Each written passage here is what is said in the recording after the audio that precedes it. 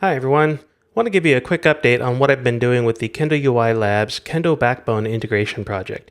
Now, if you're not familiar with the Kendo UI Labs, head over to labs.kendoui.com and you can find out all about it, including a link to the projects that we have, which will point you to the Kendo Backbone repository here on GitHub.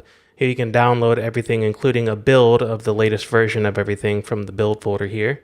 And you can find the documentation here as well, and lots of information about what it's doing. So some of the things I've done recently with the Kendo Backbone integration project is added two-way synchronization between a Backbone collection and a Kendo UI DataSource. So what that really means is I can add a model to my Backbone collection and it will show up in my Kendo UI DataSource, or I can add a model to my Kendo UI DataSource and it will show up inside of my Backbone collection.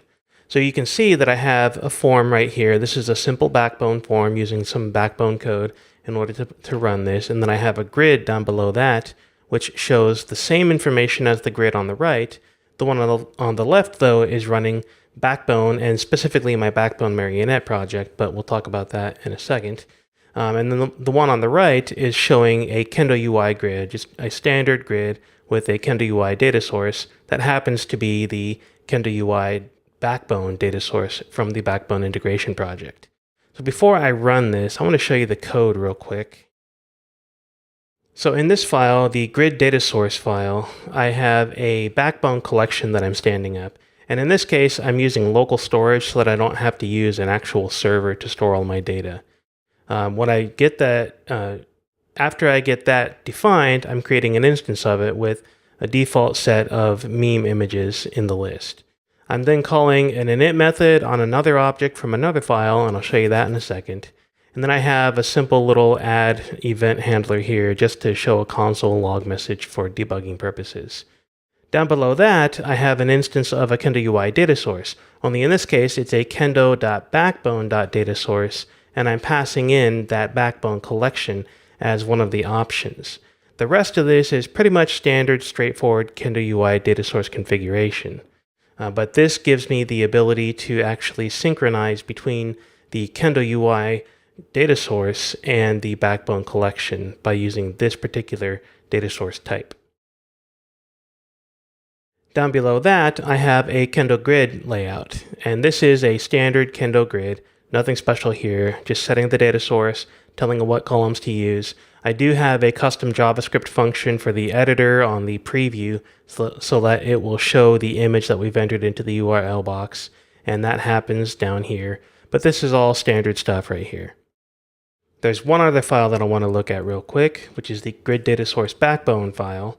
And this is where that grid backbone app with the init method comes from. So this is just taking in the collection from the other file and adding it to our object, setting up the form, and then setting up the grid to display the items. The form itself is just a standard Backbone view at this point. It's attaching itself to a form in the DOM already, and then setting up an event to listen for the save click. The grid is pretty much the same thing. We have a grid view, and we're passing the collection into that. Then we have an event off of the grid, and then we're rendering the grid into a DOM element. Now, I mentioned Marionette a second ago, and I'm using Marionette from marionette.js.com in order to reduce the amount of code that I have to set up my grid. But it's really a Backbone view underneath of the hood. The Marionette item view just gives us a simple way to run template rendering, and then it gives us this composite view as well, which will use a item view that we specify for each item in the collection and wrap that in a table with a template itself. So this is all pretty simple stuff right here. Nothing terribly special other than it's a reduction in the code compared to regular Backbone. The form, like I said, is a standard Backbone view with all your standard things going on. A save click, getting the data out of the form, and then triggering an event in this case in order to get the data back up into our object here with this save event so that we can add the model to the collection.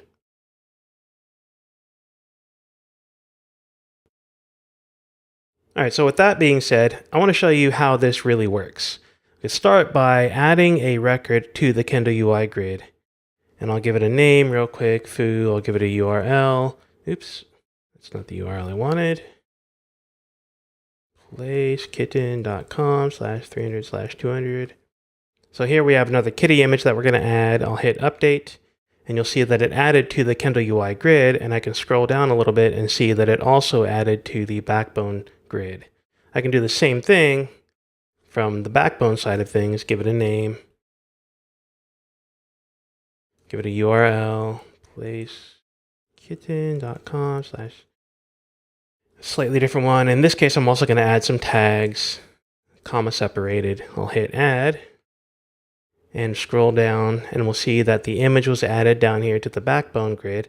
Scroll down a little more and we can see that it was added to the Kendo UI grid as well. Now I know that I have the order not quite right here. It added at the top from the grid and to the bottom from the form. You generally are not going to have the same grid and data source being updated from two different places, so it shouldn't really be a problem. But the idea behind this is that when I added the model to the form here, through the form here, it added directly to the Backbone.Collection. The Backbone.Collection was then bound to this grid here, but the Backbone.Collection was also bound into the Kendo UI DataSource, so it updated the Kendo UI grid here. So I can do other things as well. If I edit this one, for example, over in the grid side, I can make a simple edit here. I can click update, and we see that the update happened in the Backbone grid. I can also delete things from this side. Click OK, and it's gone. I can delete it from this side as well, and it's also gone. Now I don't have the edit set up over here in the Backbone side of things, but it would work exactly the same way. You could click edit and delete all day long on either side of this little demo, and it'll keep the information in sync between these two. Now there is one tiny little catch to this. When adding a model from the Kendo UI grid side of things, the Kendo Backbone integration project will call the Backbone.Collection's create method. And the create method is going to make a call back to your server and try to actually persist that data to the server through the Backbone.Collection, and it must return an ID field from that so that the Kendo UI DataSource and grid can have that ID in order to recognize that this thing was actually saved appropriately.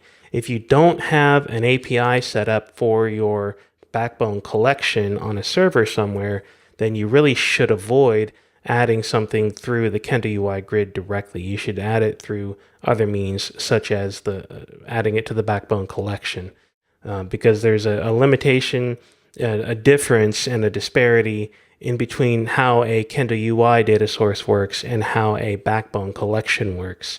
And this is an almost irreconcilable difference that I had to put this little workaround in place in order to make this thing actually work appropriately.